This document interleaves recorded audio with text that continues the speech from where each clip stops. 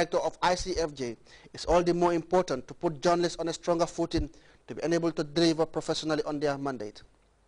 It is believed that in the medium to long term, this activity, that is these workshops we are organizing, especially on election reporting, will contribute towards achieving the overall program objective of the ICFJ GPU Flyer project, which is to support the media organizations in Gambia by building their capacity.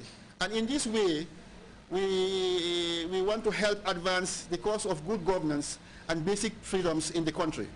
As a 20-month program bankrolled by the United States Department of State, the training will within the coming days reveal a myriad of journalistic rules and tenets, principally on elections reporting. This, for the President of the Foundation for Legal Aid, Research and Empowerment, is crucial if media practitioners are to diligently fulfill their role as information disseminators. He emphasized the need to critique the manifestos presented by standard bearers, especially when it can incite violence, and enable citizens access relevant information to guide their decision-making before casting their vote. The time before the election, the time during the election, and the time after the election are all part of the democratizing process. So it is often said that democracy is not an event. It's a process of checks and accountability. It is for the media practitioners, it is for the journalists to conceive and imagine new paradigms of accountability so that it is not only during the election manifesto speeches that you can hold government accountable or you can ask government relevant and sometimes uncomfortable questions. Ahmed Bai Toure is the president of the Gambia Press Union. He commended the ICFJ for efforts in training journalists in this crucial moment, adding that only well-informed journalists can ply their trade efficiently. The masses cannot make a decision that is in their best interest if they are not properly informed. And as journalists, we should be well informed, well enlightened before we will be in a position to enlighten others. Therefore, it is my humble opinion that this gathering would provide us the opportunity to share experiences with a view to capacitizing each other. This, in my view, will help us do our work efficiently. Toure warned journalists against inciting chaos during the course of their reporting and urged them to strictly play by the rules they will be taught during the course of the training. Abubakar Dabo, GRTS. The annual pilgrimage to the Kingdom of Saudi Arabia is looming ever closer, and officials working in that domain are urging intending pilgrims to settle their Hajj fees on or before the 26th of September 2011.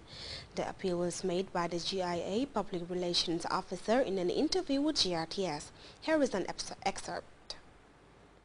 In essence, what we are saying that on the 26th of this month, September, is the last day for payment of Hajj tickets. Any intending pilgrim who wants to travel to Saudi Arabia for the forthcoming Hajj must pay, I emphasize here, must pay his final amount or the total amount of 119,000 by the 26th of this month, 2011.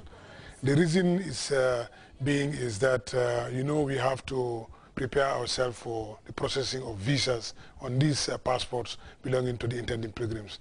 And we all know that the visas are not printed in the Gambia, they are processed in Saudi Arabia. So in order to prepare ourselves for the processing of visas on the pilgrims' passports, we have to get ample time to be able to do this. So in order to have ample time to be able to process visas on the pilgrim's passport, we have to set a deadline for accepting payment. The venues, we have stated that the payments can be done at our office in Banjul, 78 Daniel Goddard Street in Banjul, and also our office at Kairaba Avenue. Payments can be done at these two offices.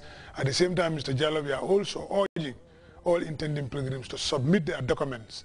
That's the passport, plus the two medical papers, that's the vaccination and the medical certificate, plus two passport size photos to our offices in Banjul and Kairaba Avenue, latest on the 3rd of October 2011. Also, why are we doing this? Because we all know that when you pay, you make your payment, you need to submit your documents so that we can have them safe kept in our offices, and when they are visaed, we'll call them to come and pick their documentation. So we also urge them to send all their documents to our office latest on the 3rd of October 2011. The Ministry of Health and Social Welfare and UNICEF are seeking to arm media practitioners with information about sanitation to enhance their health reporting skills.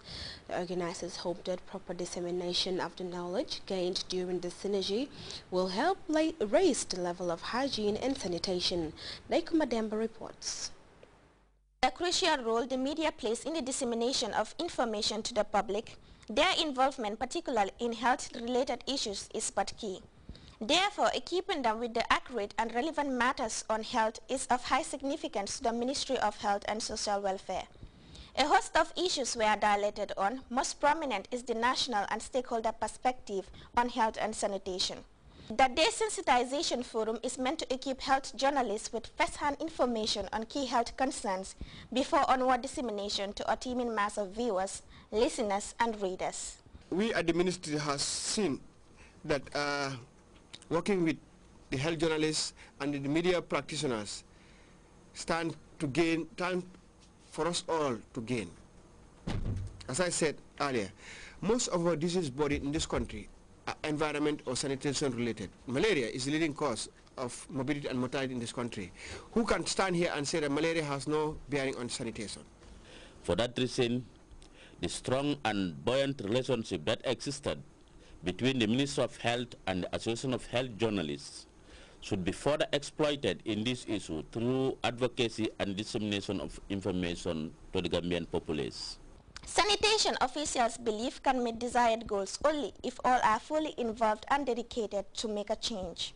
Your involvement is very crucial and pertinent for the simple reason that sanitation and hygiene is said to be everybody's business, whether it's in your households or in the community or in public places, in schools, in educational facilities.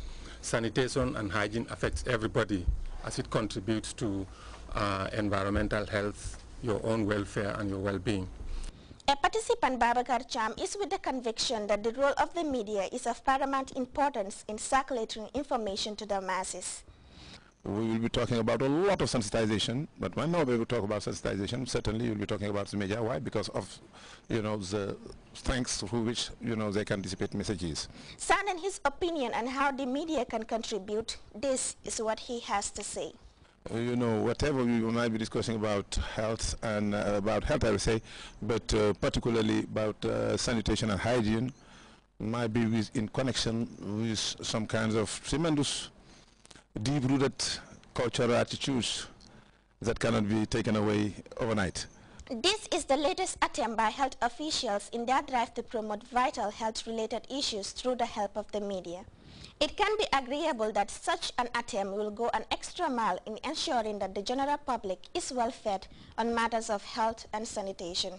Ndeikumba Demba, Grts News. The unseasonably heavy rain that fell on Monday inundated some compounds in the capital city Banjul. Our Fatu Jassi visited the affected streets of Gloucester and Primate, and this is her report. Continues to prove a point. The Monday morning heavy downpour left the residents of Gloucester and Primate streets in worrisome state. Many watched helplessly as their side of the city lay underwater for hours on end. For the residents of this part of Banjul, the floods occur largely due to poor drainage system.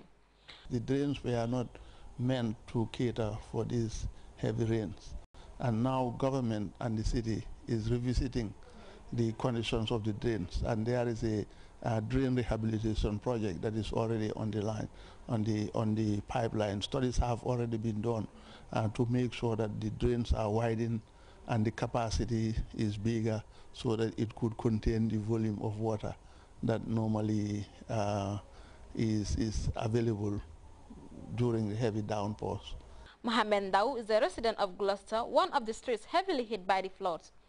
Ndao has asked for concerted efforts to prevent low-lying streets from inundation by the flood water. Gis nañ ni Banjul small capital city la wala capital bo xamne drainage bi dafa baax. This has been going on for the past years and it's creating a lot of problems for us. Banjul is the Gambia's only city. Man dama judo Banjul magé fi understand. Ndao says as he makes a desperate call for a reverse in the flood situation in the city. The condition of the streets has even the young boys lamented